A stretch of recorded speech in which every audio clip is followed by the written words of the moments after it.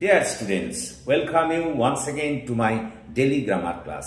দেখো আজ একটা গুরুত্বপূর্ণ বিষয় নিয়ে তোমাদের কাছে হাজির হয়েছি। সেটি হলো BAND ব্যান্ড এবং BANNED ব্যান্ড, এই দুটি শব্দের মধ্যে পার্থক্য কি। দেখো উচ্চারণগত দিক দিয়ে তো এই দুটি শব্দের মধ্যে কোনো পার্থক্য নেই, কিন্তু তাদের অর্থগত দিক দিয়ে একটা বিরাট পার্থক্য আছে। আমরা BAND ব্যান্ড বলতে আমরা একটা সুরকারদের গোষ্ঠীকে বুঝি, যারা যারা পপুলার জনপ্রিয় গান গায় গায়ক গায়িকাদের নিয়ে, তাদের সেই সংগঠনটা কি বলে ব্যান্ড। এটা হলো কিন্তু একটা নাম। যেমন মনে করো আমি এখানে বলেছি small group of musicians who play popular music together often with a singer or singers. আর উদাহরণ হিসেবে আমি বলেছি Rahim is a drummer in a rock band.